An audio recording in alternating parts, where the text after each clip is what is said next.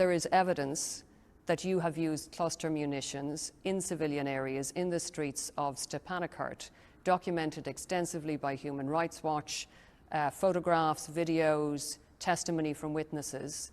Now, why are you using cluster munitions, which can be so imprecise, in a civilian area? We are not using them. This is another fake news. It is Armenia who uses cluster bombs. So everything is fake news? Of course. Why not? We are facing this fake news for decades. Will they have the full range of human rights which people here in Azerbaijan do not have? Will they have a fully free media? Will they have an opposition that's allowed to raise its voice? Will they be allowed to have things that people here in Azerbaijan do not have? You think they do not have it?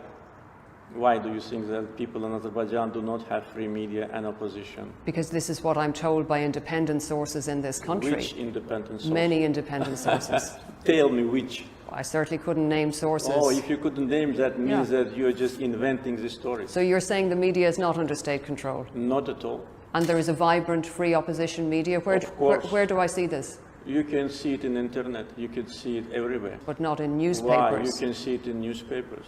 Whom do you call opposition here? Can I ask you? Well, is there allowed to be an opposition here? Yeah, it is allowed, of course. I mean, NGOs are the subject of a crackdown. Journalists are the subject of a crackdown. Not at all. Critics are in jail. No, not at all. None of this is true. Absolutely fake. Absolutely. We have free media. We have free internet. Now, due to the martial law, we have some restrictions. But before, there have been no restrictions. And the number of internet users in Azerbaijan is more than 80%. Can you imagine the restriction of media in a country where internet is free, there is no censorship, and there are 80% of internet users?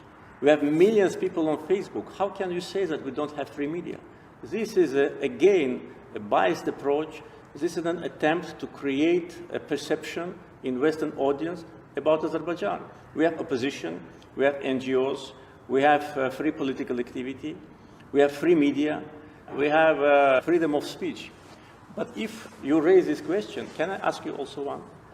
How do you assess what happened to Mr. Assange? Is it a reflection of free media in your country? We're not here to discuss no, my let's country. Discuss. No, let's discuss. No, President In order Aliyev. to accuse me, saying that Armenians will not have free media here, let's talk about Assange.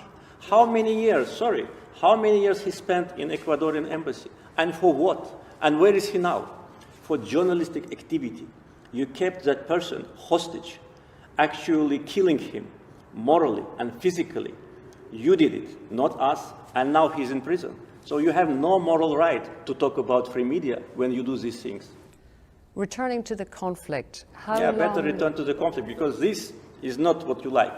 You like only to accuse, only to attack. But look at the mirror. Look, I tell many times, before coming and lecturing us, and in your question, accusing me, it's not a question, it's accusation. You talk like a prosecutor.